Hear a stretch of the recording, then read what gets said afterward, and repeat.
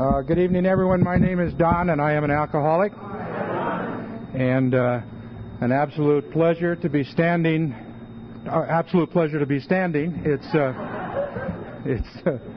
It's Saturday night, and I didn't always find myself standing. I liked what Jack said about using the toilet paper roll for a pillow.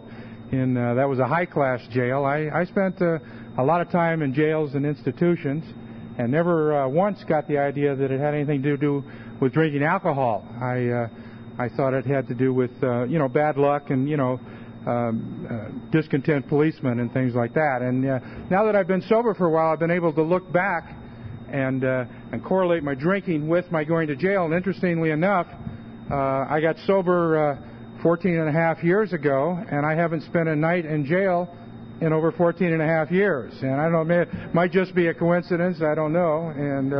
But just in case it's not, I'm going to try not to drink tonight. I've been having a good time. I want to thank the speakers, both the Al-Anon and my fellow alcoholics. This has been really fun, and this is a beautiful, beautiful place, and I've been having a good time. We got to go up to Salvang and do the tourist stuff, and then I get to come and I get to hang out with, there's the Simpson jury over here. You can see them. And get to hang out with people who are like me. People who have inside their head. In our step 2, it says, came to believe with the power greater than ourselves could restore us to sanity. And, it's not very nice to call someone insane. But in this book here, they talk about something a little nicer than being insane. It's called a peculiar mental twist. And, I can live with that. I don't like being insane, but a peculiar, although I at one time was insane, I do believe I was restored to sanity. I see, and I don't mean this against anyone who has this on their automobile, if you have an automobile, but I see the sticker sober and crazy. And and I'm not singling anyone out, but I'm sober, and I do believe that God has restored me to sanity. And if your thing says sober and crazy, I'm willing to believe you. All right, but the deal is, so that you don't think I'm standing on any spiritual mountain, I've been over in Camarillo State Mental Hospital on a couple occasions, and in Norwalk and in other private hospitals, because I was a nutcase. Watch out for snakes. That's what mothers used to tell their daughters when I would come up to the door, and that was in the city. And so I spent some time in Camarillo State Mental Hospital, and I thought it had to do with depression, and even the finest medical minds of the 60s and 70s thought it was too. It was depression, and what it was alcoholic insanity. I do have something to show for my time at Camarillo. I have a certificate of competency from the state of California, which is kind of a neat deal. Mine's might be worth something today because it was signed by the late Governor Brown, so maybe it's worth more now. And I thought that it might come in handy, but I only pulled it one time. There was a gal, and she was over at my house, and I was being kind of insane. My peculiar mental twist was working overtime that night, and she said, "Don, you are nuts." And I whipped out I said, "Not according to Governor Brown, I'm not." And she was out the door, and I actually have.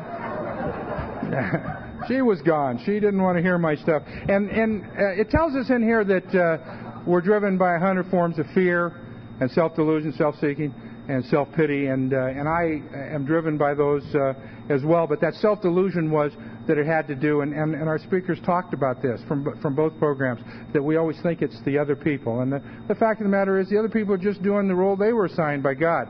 And then we want to run it. We want to take care of business, and it just doesn't work. So that self-deception is, I'm thinking, if these women would straighten up, then they'd be able to be with me. And I always wanted to have a good-looking woman on my arm. And we're talking about I'm in my, well, I like to say I'm in my middle years. I have a 22-year-old daughter, and I told her that I was a middle-aged man, and she said, "Dad, how many 110-year-old men do you know?" And so she got me. this kid, and she's great, you know. And I remember one time, one of the greatest stories. Her name's Heather. One of the greatest stories I remember about her was I sponsor a lot of guys, and we used to get together and we'd make boobily pizzas and soft drinks and everything, and watch the Lakers play off when the Lakers used to be in the playoffs in the old days, and we get around, and Heather used to like to come over because, the guys, men sober up, and they look pretty good, and she was like 13, 14 years old, and so she wanted to hang out, and, she could be Don's kid and everything, and so we were around, and she's a non-alcoholic, still is, and she was around talking in front of all these guys, and she would say, alcoholics this and alcoholics that, and finally one of the guys I sponsor looked at her and said, Heather, you don't even know what an alcoholic is. And immediately I started feeling bad, because my kid was gonna make me look bad, and I like to look good at any cost. It's real important. And so it got silent. I think they went to commercial in the basketball game, and she said, yes, I do. Alcoholics are men and women who don't drink. I went, yeah, that's my kid. Yeah, I raised her, and so she's a sweetheart, and thank God,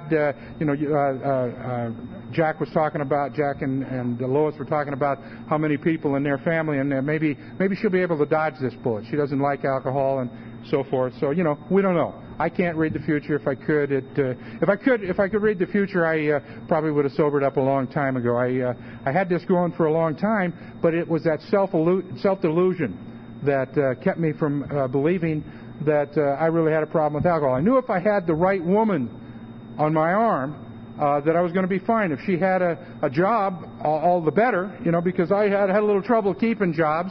We aren't too employable when we're out trying to get that next drink, and I drank real hard. And so I spent so much time looking for that woman. Now, if I would have just read and listened to this book, and we heard it tonight in the ABCs, it says that probably no human power could have relieved our alcoholism. And I didn't know that. So I'm constantly looking around for human power. And, I wasn't going to my priest or rabbi. I was looking for a woman to do it, and I wanted her on my arm, And the fact of the matter is that I ruined a couple of lives. I don't know if I hold the record for the most time married in this room, for that matter. I got married a lot. In my lifetime, I have had 8 wives. Don't worry about it. Only 3 of them were mine, so it doesn't matter all that much. Yeah, that'd be terrible, wouldn't it? That would be dumb. That would be a peculiar mental twist. But it's always trying to get someone to fix it for me, some exterior force, and never ever going inside me. That tells us in chapter 4 that we are on this quest, that down inside all of us. We have an idea and a concept of God, and so we try at different times different spiritual approaches, and then we come here, and it's interesting when we come to Alcoholics Anonymous, we are dying. We come to the last house on the block, and they come up to us, these old timers, and they say, "Well, welcome to Alcoholics Anonymous. Now we've got a choice for you, and it's going to be a hard choice. You can either go on to an alcoholic death, or you can get a spiritual recovery." And immediately when they told me that, I started thinking to myself, I wonder how bad an alcoholic death they're talking about. I wasn't sure that spiritual recovery, because that was about the God thing. And I remembered I was in I wasn't in Alcoholics Anonymous. I came to 6 meetings in 1969. I got sent here by the court. I had got caught in Hollywood with an automatic weapon. And 69, by the way, was long before it was fashionable to carry automatic weapons. I'm a man that's ahead of his time, and they sent me to Alcoholics Anonymous, and it was like, oh, this is really nice. I'm really happy to be in Alcoholics Anonymous, but later, and because I had a few lives that I hadn't ruined yet, so I was going to get back out there. And around here, you will hear, at least down where I'm sober, that you've got Alcoholics Anonymous in your mind now. We've ruined your drinking. You'll never be able to drink again and enjoy your drinking. Well, you guys didn't get me. I drank for another 11 years and didn't think of you guys once. So that's my opinion. Like Nan said, it's just an opinion. That's my experience. I didn't think of you guys, except I do remember one thing. I was near the end of my drinking, just maybe about 2 months before I stopped drinking. I was over at my girlfriend's house, again, trying to find a power, that would work. And we're watching television, and I was watching this television show on the television. Of course it would be on the television, otherwise I'd be having a delusion, and that would be 101. And by the way, I want to tell you something. I don't know if you guys experience this, but the guys I sponsor, every once in a while, they want to try and catch the old man in something. So one of the guys came running into the meeting, so about 3 months ago now, and he says, "Don, finally found the flaw in the big book, all that big book stuff you've been talking about. It's not so. The big book's screwed up." And I said, "Oh, really? Tell me about it. I'm really excited to hear this." And he said, where it says we're driven by 100 forms of fear? I said, "Yes." He says, "That's wrong. I'm driven by more." And I said, "No, you are incorrect. You are driven by 100 forms of fear, and you are petrified by the rest of them." And so he hasn't been back to me with another new idea in about 3 months, so this is a good thing. So I'm watching television over at my girlfriend's house, and I'm seeing this guy, this character that I loved. I kind of thought he was like me, and I'm thinking in my younger days, kind of like a ladies' man who was out there and, really hard drinking, manly man, and he was having a little trouble with his drinking, and his boss said, "If you don't get that drinking under control, you're out of here." And about 3 scenes later, he's in a meeting, in an Alcoholics Anonymous meeting in a basement. And I looked at it, and it was 11 years since I did those 6 meetings. And immediately I said, "My God." And I got my throat all choked up, and I started getting tears in my eyes. And my girlfriend came in and said, "Don, what's the matter?" I said, "Well, he's got to get sober, this guy, And alcoholics will cry, at least men like me. And she said, "Oh, well, that's good." And they said hi to him, and then they rack focused about 3 rows back, and 3 rows back is the captain of the precinct. And he's there now in his 3-piece suit in the Alcoholics Anonymous meeting, and I'm going, "Oh my God, he's an alcoholic too." And now I'm bawling and everything. And the next day I made a decision. It says in here that we have moral and philosophical convictions galore. And one of them was, I'm going to get sober. So I called my girlfriend up and I said, "I'm going to get sober." And she said, "That's fine, Don. We're happy to hear that." Probably like Lois Wilson said to Bill hundreds of times. And I really meant it this time. I really meant that I was going to get sober. I was tired of what was going on. I was 41 years old. My life was just about over. I guess I was 40 years old. My life was over as far as I was concerned, and this was it. And I went out to the kitchen to make myself a sandwich, and I opened the refrigerator, and there were 2 tall 32-ounce Foster's Ale in the refrigerator. And I thought, remember how your mom used to tell you about the Chinese starving to death? And I thought, well, probably some guys on Skid Row over in Sydney that would not want me to leave these, so I'll just drink these because I'm not going to have any more booze for the rest of my life. And, it was, the fact of the matter is, I was drunk and did not call Alcoholics Anonymous. And, actually I had called them, but I did not make it to the meeting that I said I'd go to. I said I'd go to the men's stag. Guy on the phone says, "Yes, we don't drink, and if you'll come over here, I'll introduce you around to some of the men at the men's stag, because you'll come in here and you'll be afraid." And I said, "I'm not afraid of anything, pal. You'll see me when I come over there. The sun will be blocking out of the door when I walk through there. You'll know me when you see me." And but I didn't make it. I meant to make it. I had a philosophical conviction I would make it, but I was busy getting drunk.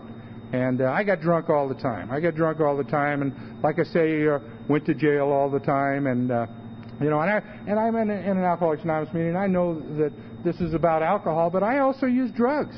And that'll just double the deal. And that's the way I got here.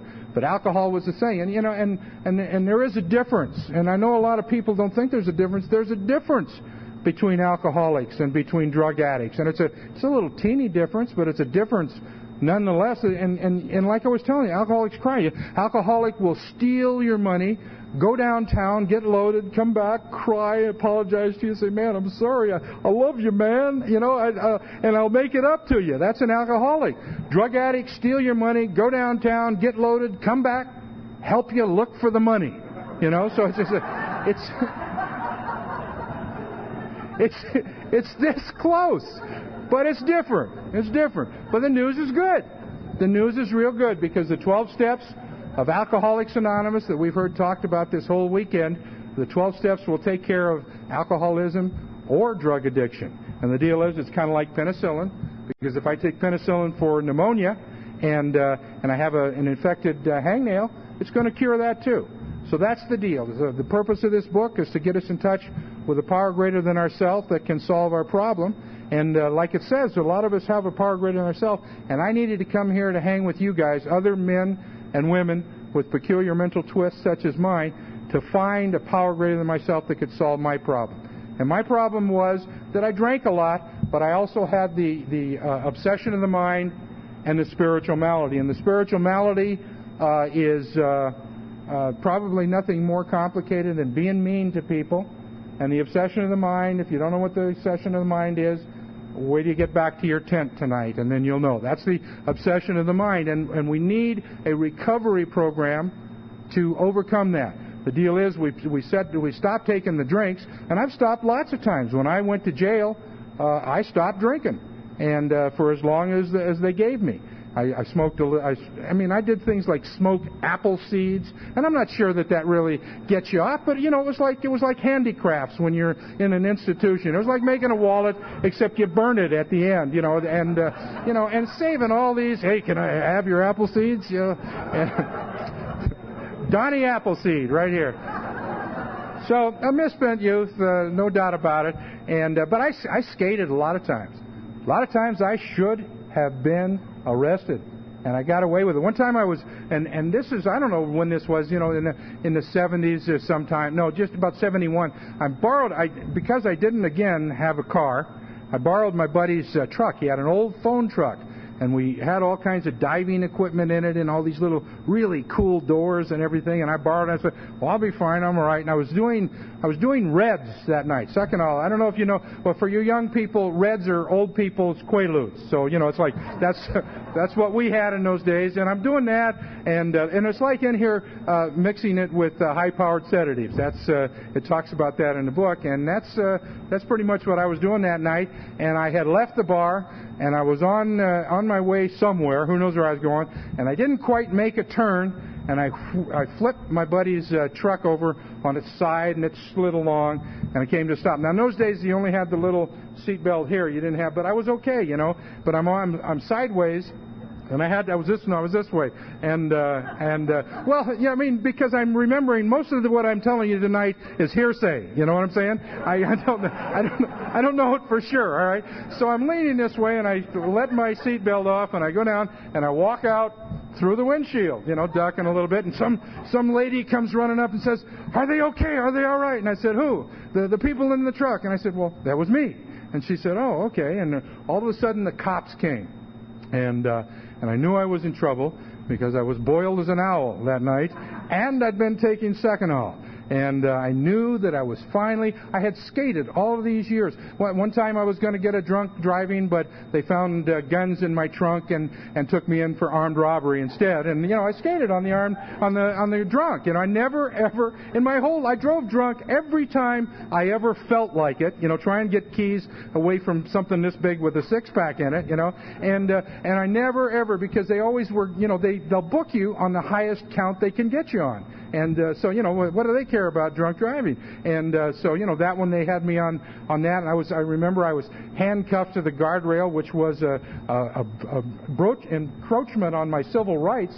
And it was like 5 a.m, and my cousin, who was a real square, was on his way to work at 5 a.m, and he's driving by, and he sees all these cops and some handcuffs and he stops, and he goes back, and they won't let him back. He says, "It's my cousin. Let me go talk to him, see if he's all right." And I saw him, and I went, "Oh man, I'm looking bad here, I'm looking bad. He's gonna tell my Aunt Louise, So I'm handcuffed, but I still have this peculiar mental twist. And lightningly, I figured out what I was going to do. He says, "Don, is there anything I can do for you?" And I said, "Don't worry about it, Bruce. I got everything under control here." We don't make this stuff. Newcomers, we don't make this stuff up. We don't have to. So there I am. I got the pickup truck's on its side. It's like a smoking gun, and the cops are coming, and and how when they really think they got one, how they kind of, yeah, we got you, pal, and I know I'm in trouble. And he says, what happened? And I said, I don't know. There's a cat jumped out, and I swerved to try and avoid killing the cat. It was carrying a little kitty in its teeth like that, and And the cop says, yeah, pal, all right, well, you're going to have to take a drunk test. I said, uh-oh, I am in deep caca. And so we're walking over, and I shoved my hands in my pocket, and I went, oh, man. I reached in there, and there were 2 reds in my pocket. And I said, oh, not only am I going to get a misdemeanor, I'm a drunk driving, I'm going to get a felony because I've got drugs. And I just sort of played it cool and let the cop get a little bit ahead of me, and just when he was ahead of me, I took the red like this, and so that I couldn't be caught with evidence, and I went over and did my drunk test, and what saved me was the guy who actually owned the truck came up, and he's yelling at me worse than any judge could ever yell at me, and they said, we're going to let him have you and see what happens. So again, I skated. I should have been arrested. So time after time after time, I skated. And that's the deal with a lot of alcoholics, is it takes a long time to get in here. And if you're young and you've gotten in here, you've reached your bottom. The bottom is like a hole. As soon as you stop digging and put the shovel down, that's your bottom. You don't need a deep one. You just need a bottom. And if you pick that shovel up again, then you're going to be in trouble, because it's not going to get better. It's going to get worse. So what I'm saying, and you know what? No one could have told me that. Some old guy with the gray hair come up and tell me, well, you better stop drinking. Please, I'll stop when I've had enough. And I understand that. But the deal is, I try and pass on my experience, strength, and hope. And what I'm telling you is that I'm a guy that has had a lot of breaks. My story is not about, if things would have been better, if I was going to let my inner child out, but I was afraid I'd beat him up, so I kept him in there. It's like I've had good times. I've been married to some wonderful women. In fact, in this book, it says, in Bob's story, it says alcoholics have a genius for getting the finest ladies, and I suppose we do. Both sober and drunk, I hope. And that wasn't, the deal was that it wasn't a bad thing. The thing was that I had this disease called alcoholism, and it was treatable, and yet I didn't want to treat it. I did treat my disease for the longest of time. I used a drug called alcohol, and alcohol is good medicine for an alcoholic, except for the side effects. And, those side effects, and we never know when they're going to break out. And I never really meant to get up and go to jail. I like to go out and drink at a bar. Maybe a lot of you guys not bar drinkers. Maybe you like to drink at home. Maybe you only drank at work. I don't know what your deal was. And talk about people who drink in sales. I've been in every business I was ever in. I said, well, yeah, in my business we drink. Well, the fact of the matter is in any business, alcoholics drink. And that's what we do. We want our medicine, and we got to get it, and we don't care who we step on to get it. And that's the deal. And some of us just go right off the cliff with that. And those of us in here tonight, we have a reprieve tonight, and the news is real good, is that we don't have to ever take another drink as long as we live, as long as we don't want to. In fact, I'm going to tell you something. The news is even better than that. We don't have to ever take a drink again as long as we live, even if we do want to. As long as we're willing to tell someone else that we want to take a drink. And it's not a crime to want to take a drink. Sometimes people talk about taking a drink, and I hear, well, first of all, where I go to meetings, and I don't know if that happens to you, a drunk walks into an Alcoholics Anonymous meeting, everyone gets all huffy. Oh, what's he doing here? I don't know. Alcoholics Anonymous, that's why he came here. And the deal is, someone talks about they want to drink, and I've heard guys say, well, he's not working this program, he's not spiritual. Alcoholics want to drink. It says in this book, which supersedes anything that you and I might think or say, that the great obsession of every abnormal drinker, and that would be all of us who raised our hand, is that he will someday control and enjoy his drinking. And the problem with controlling and enjoying is, they're like Clark Kent and Superman. They're never found in the same room at the same time, And you know what I mean. It's like if I'm controlling my drinking, I'm not enjoying it. And if I'm enjoying my drinking, you guys are scared, because it's not, because I crossed that line. I've seen people that loved me go white when they see me just getting ready to step across. I remember one time in the old days they used to have these great big iced tea tumblers, and I filled it with ice, or maybe I didn't fill it, and I put vodka in there, straight vodka, and my wife looked at me funny. And I'm just thinking, well, hell, I'm just having a drink here, but I guess normal drinkers don't fill a 32-ounce glass with vodka. I don't know, It's like, and we've all seen this. We've all been around people that leave a half a glass of Chablis or something like that. I used to have a terrible trip. I was a nasty guy. Remember, around Alcoholics Anonymous, you hear this over and over: is that I'm not a bad man getting good. I'm a sick man getting well. Well, I'm here to tell you something. I'm a bad man getting good. I'm not normally a nice guy. I used to have my little trick was I used to like to go around in bars, because I like to drink in bars, and take your drink from you. And especially if you had a pretty girl. And sometimes someone would knock me out, and most of the time, because you can bluff them. And, drinking, I was just a terrible, terrible person to be around. And then someone would try and tell me about the things that I did, and have you ever had this happen? I did all the time. It's like, oh God, I didn't do that, and I did not want to hear. And then after a couple of 3 days, it was gone. The remorse was gone. I forget who one of the speakers talked about doing the first step in, I guess it was Jack, talked about doing the first step in jail. And that's the truth of the matter, is people say to me, where's the first step prayer in this big book? And it's not in here. It's in the jail. When you hit your knees and you say, dear God, if you get me out of this one, I swear to God, I'll never drink again as long as I live. And we really mean it. We really do. Moral and philosophical conviction. And then we get out, and then we forget about it. And why is that? Well, in chapter 2, it says over and over, it says, we don't know the reason. It's a mystery to us. For reasons yet obscure, he could not explain his dilemma. For reasons yet obscure, we're unable to bring into our consciousness with sufficient force the memory of the suffering and humiliation of even a week or a month ago. And that was, and poor Bill, he did that all the time, and then he'd forget. And Bob did it, and then on down the line. We're just like those guys. Those guys were some courageous dudes, Bill and Bob. They're my heroes, a lot of heroes. My other hero was the guy that Bob operated on in his last day of drinking. Woo! Man, I bet that was painful. But, that's whole another story. He was drinking beer and goofballs or whatever they call them. But these guys, and why, listen, here's what they have. And we'll go out and drink. We go out and drink. The fact of the matter is, some of us won't be here next year. And I don't mean just in this convention or this get-together. I mean, we won't be here. We'll be in jail somewhere. We'll be dead or something. And the deal is that it's a tough disease. And I always wonder why someone would drink. And I know I could go drink.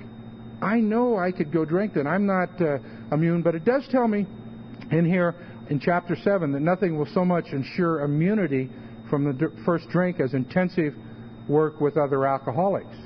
And that intensive work is what I try to do. Carol talked about it, and being of service. And it's nothing that we made up.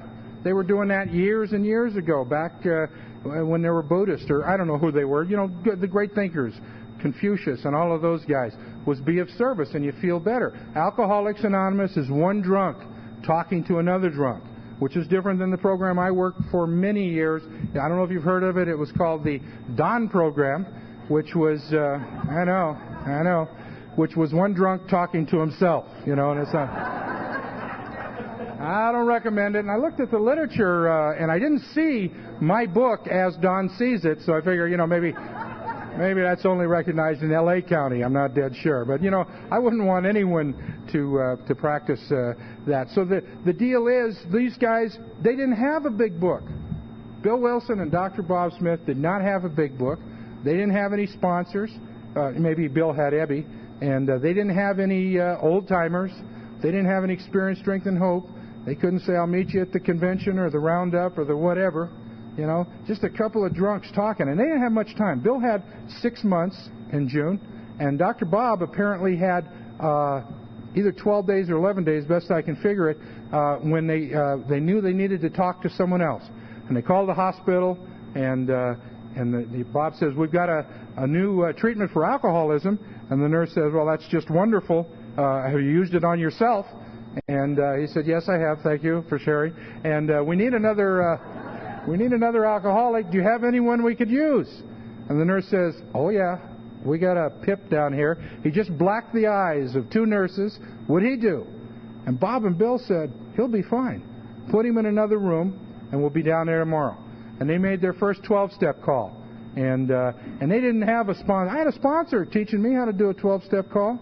My sponsor just teach over and over. I remember and I did it with him, and I'd go in and listen to him, and I'd be raptured, and he'd say something really neat, and I'd say, oh, I hope this guy heard that, and everything. And finally, I think I was about 13 months sober, and I got a call, and I said, Cliff, let's go out on this guy. And he said, no. He says, I'm busy. I said, what? It's Alcoholics Anonymous. He says, you go do it. And I said, well, I don't know what to do. He says, did you read Working with Others? Yeah, I did. Okay, well then go do that and take someone with you. Grab a newcomer, take him with you. So I grabbed 2 people. I grabbed one guy with 90 days and another guy with 11 days. English Bill. Some of you guys know him down from Radford. And we go out on this 12-step call, and there we are. And I was I had 13 months, so I'm the head alcoholic, or if there's such a thing. Yes, how do you do? I didn't have a big book, but I felt I should have gone to the door, but he probably wouldn't open the door. And I knocked on the door, we went in, and I'm talking, and I'm telling him, and I'm quoting the big book and all of this stuff, and he's not getting it. And how are we going to get through him? And my 3-month buddy is talking to him. He's not getting through to him. And finally, the guy with 11 days is the guy that got through to him. And what happened was, we went into this place, and I know if you've been on 12-step calls, I know you've been here.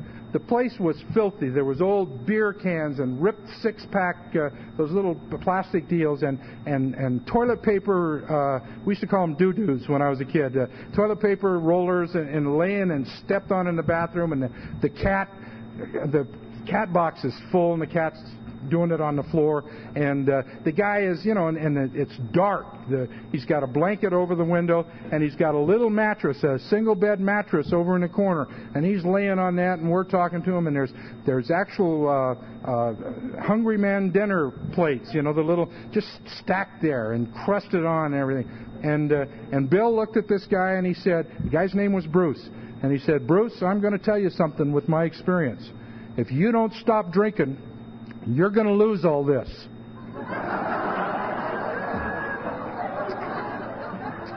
He got the guy's attention right there. So we don't know. We don't know who's going to do it. God's a funny guy. If he sends a guy with 30 years and a guy with 30 days and he wants something said, he doesn't care who says it.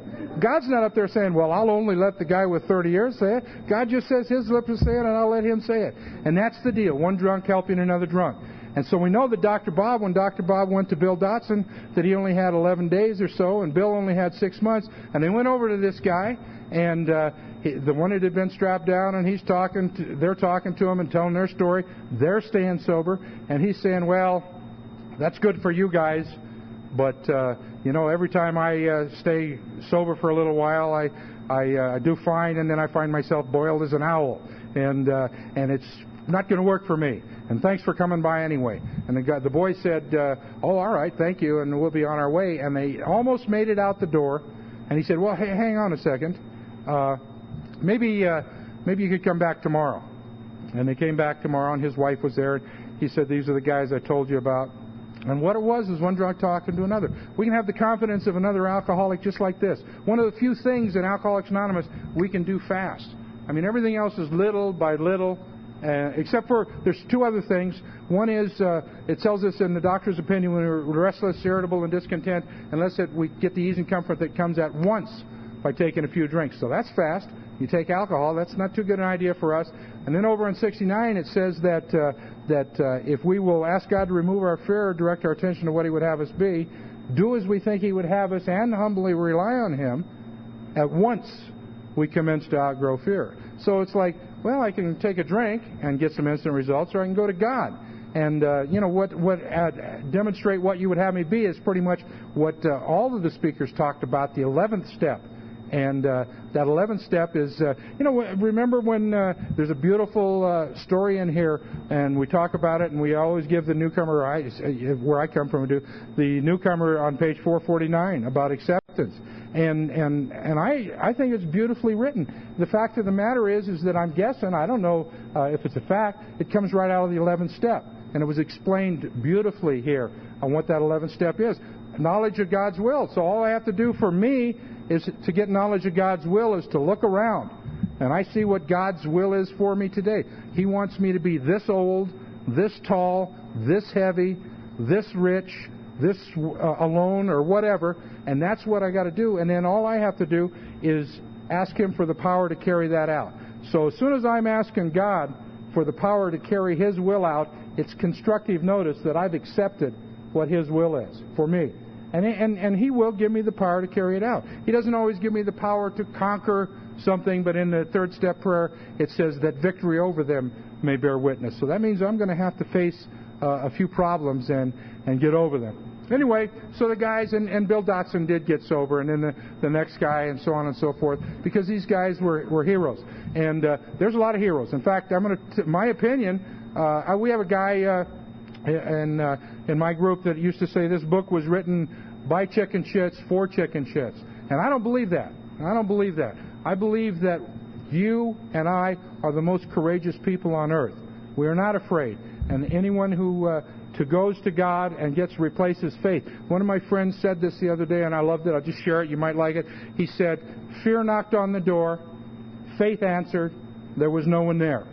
And that's the deal, and it tells us when we're dealing with fear. When we're in our inventory and we're dealing with the manifestations of self, the three manifestations of self are resentments, the number one offender, and fear, and sexual problems. And when I got here, man, I'm willing to tell you I had sexual problems, and most of them was that I thought I was great at it. You know, I was telling my sponsor, and, it's like, yeah, I thought I was a manly man. And telling my sponsor about the different women I'd been with. He said, Don, we don't care who you've been with. We want to know, can you stay sober today?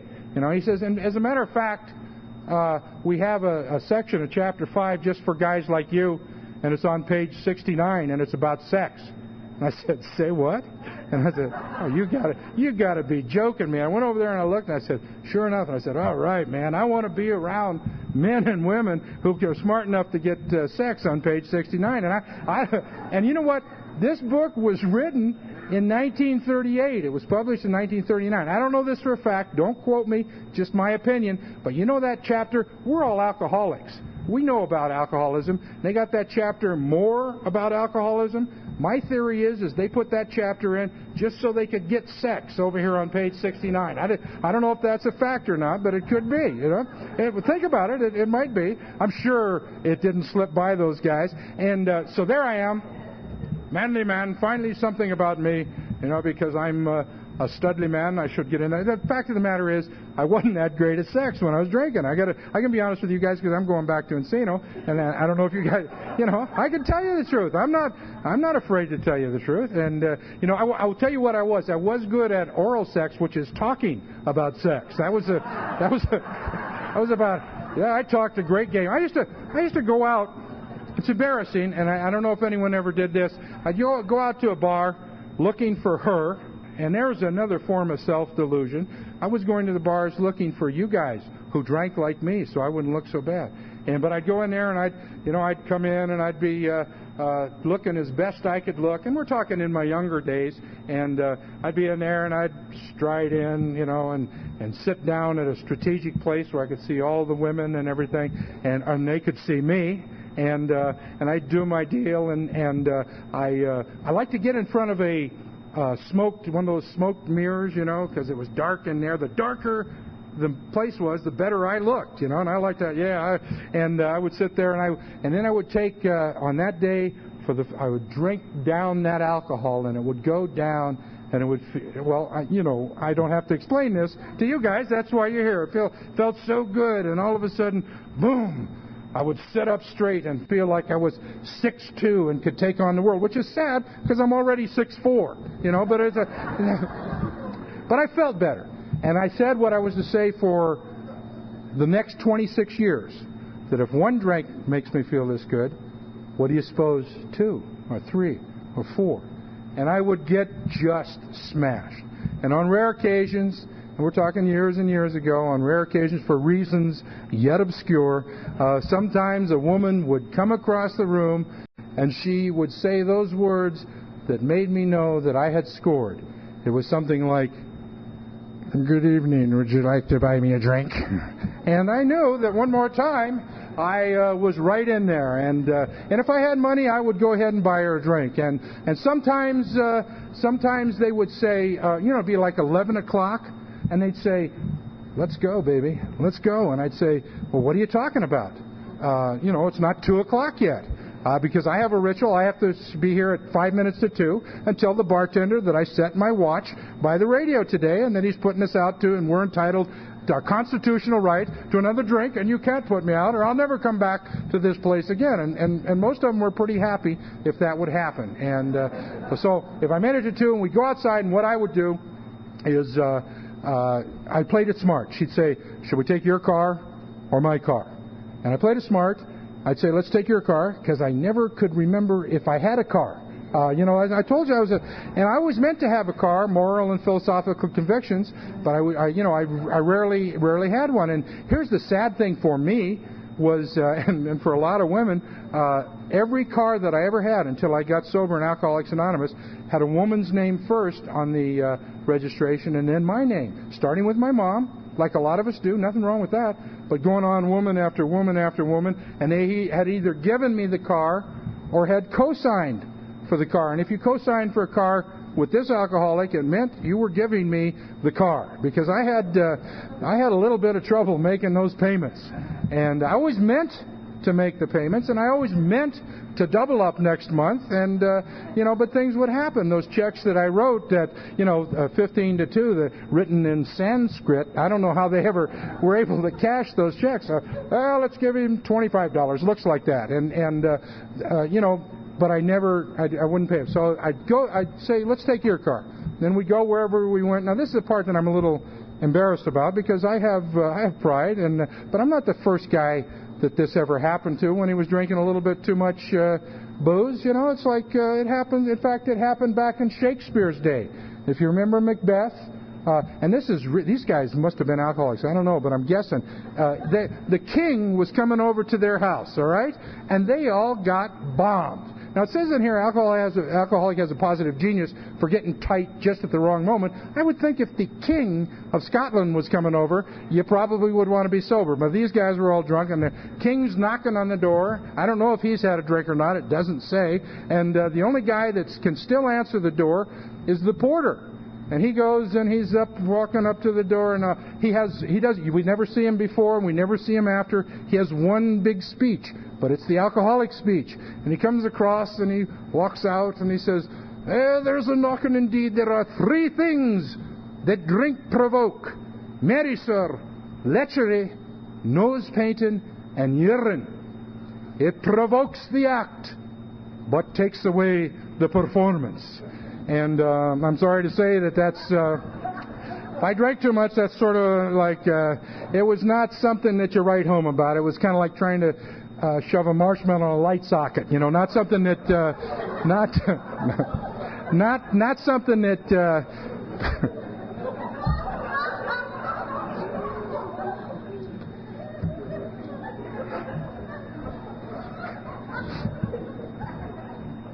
all right, but it was a big marshmallow, all right?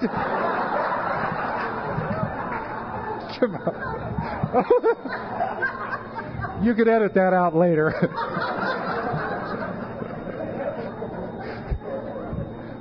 What you hear here stays here. And one time,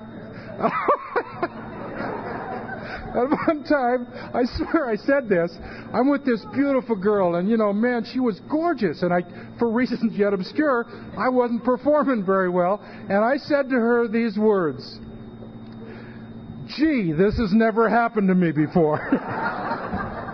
And this is funny up here because all the women are going like this and the guys are going, shut up.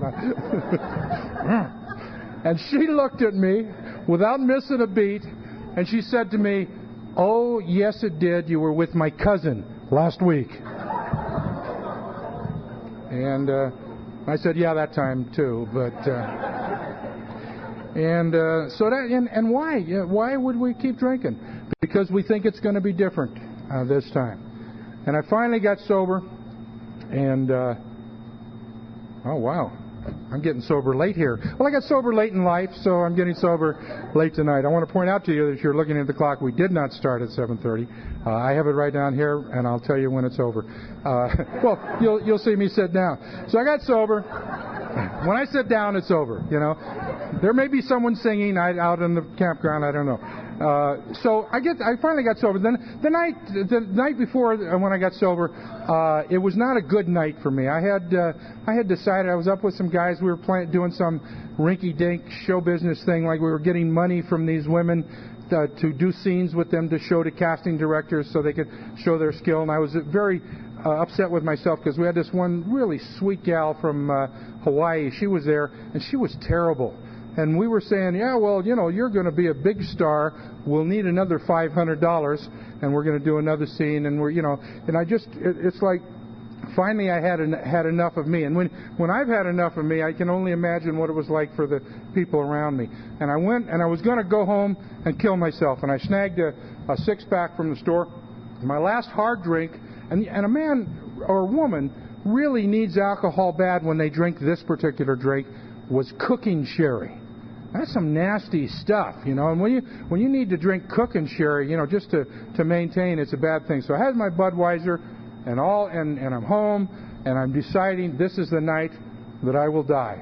And I looked in front of my desk. There's a big picture window like that, and when you have the lights on and it's dark outside, you see yourself. And I saw this man, and I saw what I had become, all the breaks that God had given me, all of the good women in my life, all of the wonderful jobs I'd had, all of the things that were, you know, not bad things, and I had screwed it all up. And I looked, and I hated myself so much that I was willing to commit murder. I was willing to kill myself. But even when I'm ready to die, even when I don't have to face the sun, I wanted to look good. And I thought, I got to have a good suicide, so how am I going to look good? And in my mind, I says, what I'm going to do is I'm going to get out my dress blue Marine officer's uniform with the ribbons and take my pearl-handled .45 automatic. Well, the fact of the matter is, I was never in the service, you know, so I wouldn't have a uniform laying around the house, and the police always took my guns from me. I couldn't overdose on drugs because I had done that a couple nights before, you know, just having fun. And so I looked around the house, how I was going to die, how I was going to make my statement, and I came up with it, a 6-inch Ginsu steak knife. How do you suppose I felt, all right? And but guaranteed for a lifetime. And I knew that this one was going to make it. And I was going to cut my throat. I was going to do my wrist, but you know what? I had done that before. And I'm going to tell you something. Don't ever cut your wrist, because what happens is when you sober up and put your watch on, it just hurts, you know, and it just sweats under there, you know. And someone says, if you really want to do it, you know, you cut your throat, and that'll be it, and that's the end of that, and get on with it. Please don't try this at home, all right? Don't say, gee, that guy said to do it. Don't do this, you know. This is a bad thing, all right?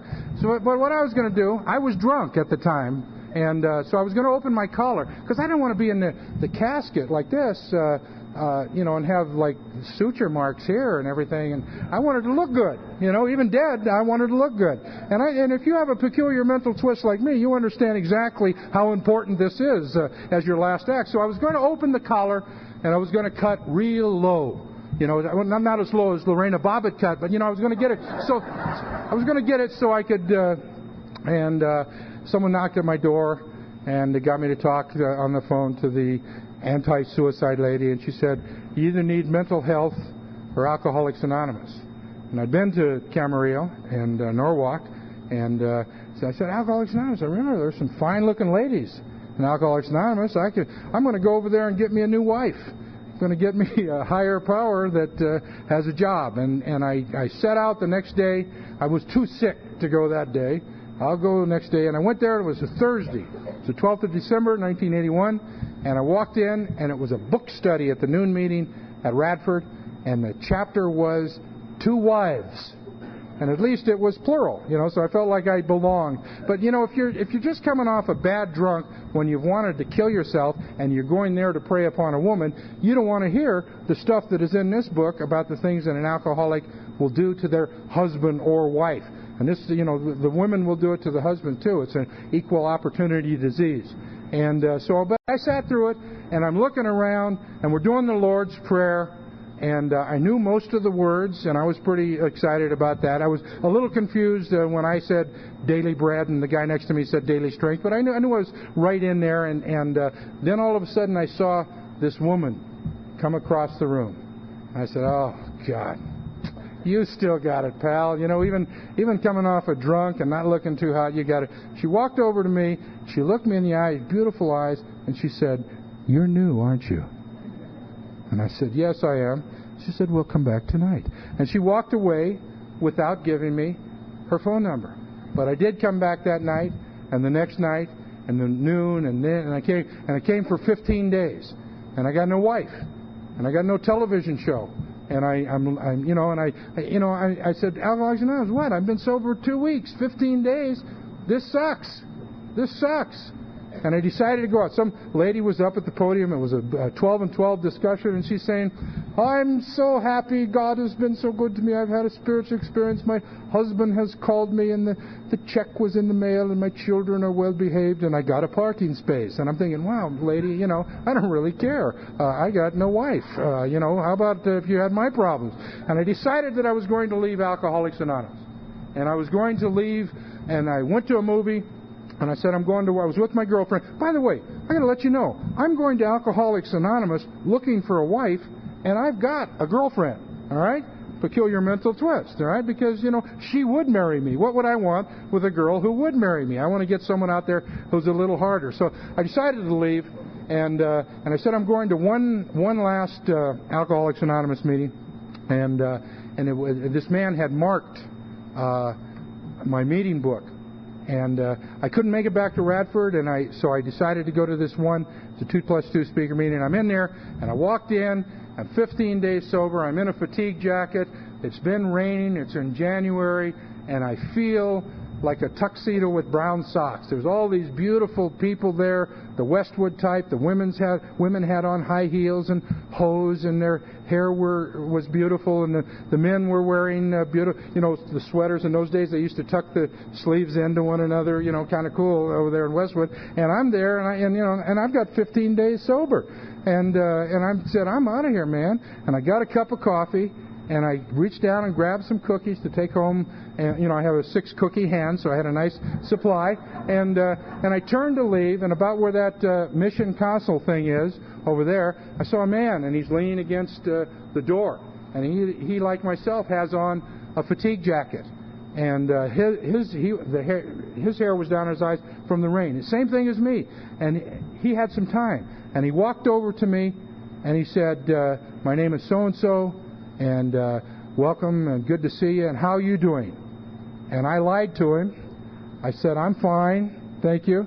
And we do lie when you're newcomer. Well, newcomers lie, old timers lie too, and people in between. And even men I sponsor will lie from time to time.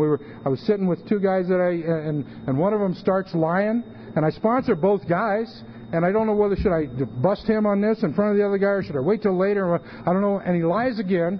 And I said, "Hold on. Stop. Right there. You are lying." And he said, "I know. But hear me out."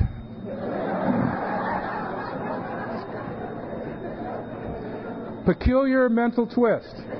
I got it. If you laughed, you got it. And the deal is that Alcoholics Anonymous enables us to find a power greater than ourselves. So this guy talked to me, and then I looked at him, and I saw that he was the actor who had played the policeman on the television show that had 12-stepped me 2 months before. And I said, my God, this guy is an alcoholic. And he knew I was in trouble. He knew I was getting ready to go out and die. Now, if that's not a spiritual experience, don't tell me because it's worked for over 14 years, and I've had to add other spiritual experiences. And he talked, and I went back, and then on my 16th day, I did what I had never done before. I said, my name is Don, and I'm an alcoholic.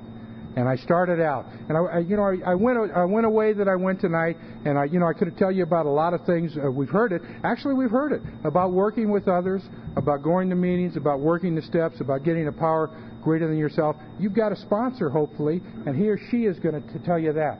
What I'm doing is one drunk talking to another drunk. I'm telling you what it was like. I'm telling you that women wouldn't come near me. And now if I have a panel, they will get in my car, and they will go. I had some dreams, and then I'm going to sit down. And I like to talk about dreams. And if you don't know me, and you hear me say some things that have come to pass for me in sobriety, you can say, well, Jiminy Christmas, this guy feels awfully good about himself. And I'm going to tell you a secret. I do. But I didn't get here feeling good about myself. I got here wanting to kill myself. And you guys nursed me back to health. And I'm alive today because of Alcoholics Anonymous. It's that simple. And I had these dreams. And when I went to my sponsor and I told him about my dreams, and my dreams may be silly dreams, he didn't say, you can't do that because you're too old, or you're too fat, or you're too ugly, or you're too mean, or you've been too bad. He said, don't drink, get a higher power, and do the footwork to get this happening. And I'm going to tell you about my dreams, and they may not be your dreams, but they're my dreams. I wanted to run a marathon. Now, I weigh 250 pounds. That's a lot of meat and potatoes to get around 26 miles, but it's what I wanted to do. And my sponsor said, you can do it if you train. And I wanted to go to Europe. I'd never been to Europe while working the Don program. I had never been to New York. I was this big show business kind of guy and always talking about Broadway and everything and could sing all the show tunes, but I'd never seen a Broadway show. I'd never been to New York City in my life until I got sober. And I always wanted to skydive.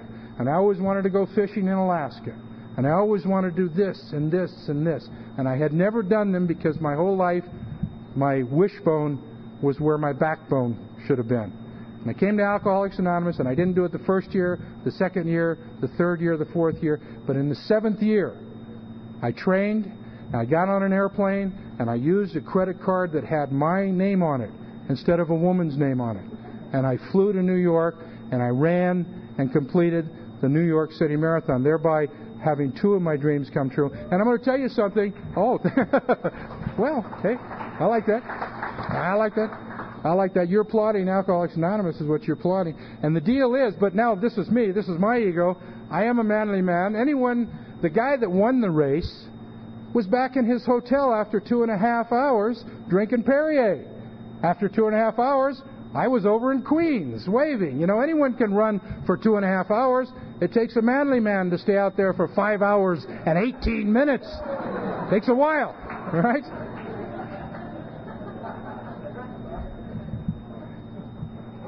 And one of the guys I sponsored was getting married. In fact, I got to just tell you, my friends, my dear friends, I had the honor of being the best man at their wedding. They're celebrating tonight their 6 months of wedded bliss. It's kind of a neat deal. And they're up here with their sponsor and their friend, in an Alcoholics Anonymous meeting. I'd be in a hot tub somewhere, but that's me. I'm not fully recovered. So anyway, this guy getting married, and he says, Don, I want you to be my best man. Now, they used to say, Don, don't tell Don where the wedding is. Don't tell him when it is. He'll drink all the champagne, and it's $2.50 a bottle. We want to save some money. And he said, yeah. And I said, great, I'll be there. He said, do you have a tuxedo? I said, no, but I'll buy one. Where's the wedding? Rome, Italy. All right. So what I did is I bought a tuxedo, my own tuxedo, the first one I ever owned in my life. I got my first passport, the first one I ever got in my life, and I bought a ticket with my credit card. And I went over there and I stood up with these guys, guy and gal, and I met a woman there, and because I treated her like a lady instead of how I treated women my entire life, she invited me back and took me down to Florence. And I got to go again with some men in a band I sponsor. I got to go over there on a tour. And last year I went a couple of times. And I've been other times, total of 8 times to Europe. And I've skydived, and I fished in Alaska. And if you're here and you're short of money, or your girlfriend or your husband just left, or your kids don't like you, or if your job doesn't work, or if you're just dying from alcoholism, you're looking up here at me and saying, well, Don, we're just pleased as punch that you got your fat butt around 26 miles. And we're glad that you were best man in Rome, and we're happy that your daughter got to go to New York and you fished and everything. But we're in Alcoholics Anonymous trying not to drink, and I challenge you, I want to know right now, what has all that got to do with Alcoholics Anonymous and not taking a drink? And I'm going to tell you, nothing. Unless you are a man or a woman who dreamed of doing something, who came to Alcoholics Anonymous, picked up this book, got a sponsor, and through the work of these steps, found a God of your very own and passed this message on, and then it has everything to do with Alcoholics Anonymous. And if you have some dreams and you're around people and they say, you can't do that, people like you can't do stuff like that, you're way past your time, pal. Get the hell away from them. And get around some men and women in Alcoholics Anonymous who are dreaming and having their dreams come true. And it is about that 11th step. And if you don't know how to ask for your dreams, I can tell you how I do it. And if you want to do it, do it.